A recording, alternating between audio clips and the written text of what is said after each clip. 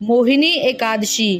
वैशाख के शुक्ल पक्ष की इस मोहिनी एकादशी को भगवान के पुरुषोत्तम रूप यानी कि राम की पूजा का विधान है। भगवान की प्रतिमा को स्नान आदि करा, उत्तम वस्त्र पहना, उच्चासन पर बैठाकर आरती उतारनी चाहिए और मीठे फलों से भोग लगाना चाहिए। तत्पश्चात प्रसाद वितरित कर ब्राह्मणों को भोजन तथा दान दक्षिणा देनी चाहिए। रात्रि में भगवान का कीर्तन करते हुए मूर्ति के समीप ही पृथ्वी पर शयन करना चाहिए। इस व्रत के करने से निंदित कर्मों के पाप से छुटकारा मिल जाता है। बड़े मनोयोग पूर्वक सुन रहे थे युधिष्ठिर ये कथाएं। अब उन्होंने विनीत भाव से कहा, हे नटवर नागर, वैशाख मास के शुक्ल पक्ष की एकादशी के बारे में भी कथा सहित सब बातें मुझे उसी प्रकार बतलाइए जैसे आपने अब तक बतलाई है। भगवान कृष्ण ने कहा, हे कुंती पुत्र, जब सीता जी के वनवास के बाद रामचंद्र जी बहुत व्यथित थे, तब उन्होंने वशिष्ठ जी से पूछा था कि गुरुदेव, मुझे कोई ऐसा व्रत बतलाइए जिससे समस्त दुखों, संतापों और पापों का क्षय होकर मेरे हृदय को शांति मिले। उस समय वशिष्ठ जी ने जो उत्तर दिया वह मैं तुम्हें सुनाता हूँ।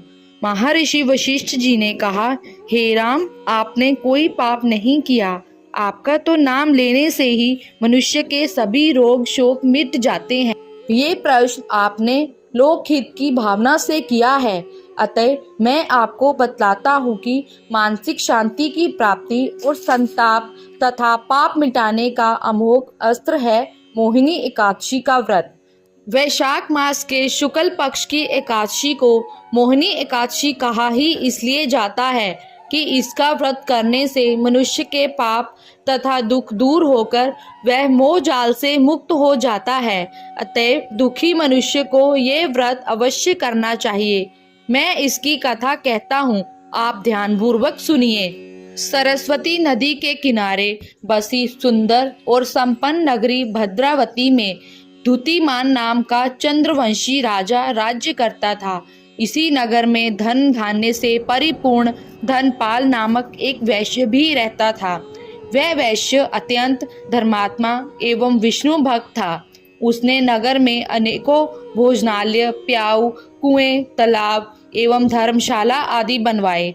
सड़कों के किनारे आम, जामुन, नीम आदि के अनेक वृक्ष लगवाए। उस वैश्य के सुमना, सद्बुद्धि, मेधावी, सुकृति और धृष्ट बुद्धि नाम 5 पुत्र थे।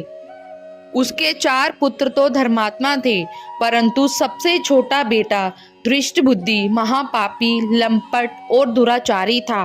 वह वेश्याओं और दुराचारी मनुष्यों की संगति में रहकर जुआ खेलता, दूसरों की स्त्रियों के साथ भोग विलास करता तथा मद्य मांस का सेवन करता। इस प्रकार अनेक कुकर्मों में फंसकर वह अपने पिता के धन को नष्ट करता था। इन्हीं कारणों से उसके पिता, भाइयों तथा कुटुंबियों ने उसको घर से निकाल दिया। घर से निकाल देने के बाद सब धन नष्ट हो जाने पर वेश्याओं तथा दुष्ट संगी साथियों ने उसका साथ छोड़ दिया। अब वह भूख और प्यास से अत्यंत दुखी रहने लगा। तब उसने रात्रि के समय चोरी करना प्रारंभ कर दिया। एक दिन वह पकड़ा गया, परंतु राज्य कर्मचारियों ने उसको वैश्य का पुत्र जानकर छोड़ दिया। परंतु जब दूसरी बार पकड़ा गया तो उन्होंने राजा के सामने उपस्थित कर दिया। राजा ने उसे दंडित कर कारागार में बंद कर दिया। कारागार में राजा ने उसको बहुत दुख दिए और फिर नगर से निकाल दिया। अब तो वह वन में रहकर जानवरों के शिकार पर अपना जीवन यापन करने लगा। एक दिन भूख प्यास से व्याकुल वह शिकार का पीछा करते करते कौंडिन्य ऋषि के आश्रम में जा पहुंचा। उस समय वैशाख मास था और कौंडिन्य ऋषि गंगा स्नान करके आ रहे थे। उनके भीगे वस्त्रों के छींटे पड़ने से उसको कुछ सद्बुद्धि प्राप्त हुई और वह मुनि के सामने हाथ जोड़कर कहने लगा, हे मुनीश्वर, मैंने अपने जीवन में बहुत पाप किए हैं, अतः आप उन पापों से छूटने का कोई साधारण और बिना व्यय का उपाय बतलाएं।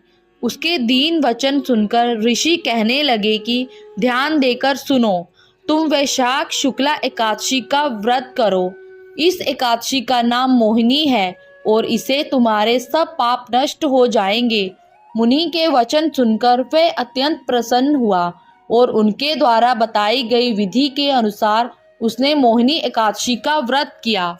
हे राम, इस व्रत के प्रभाव से उसके सब पाप नष्ट हो गए और अंत में वह गरुड़ पर चढ़कर विष्णु लोक गया। इस व्रत से मोह आदि सब नष्ट हो जाते हैं। अतः संसार में इस व्रत से श्रेष्ठ अन्य कोई व्रत नहीं है।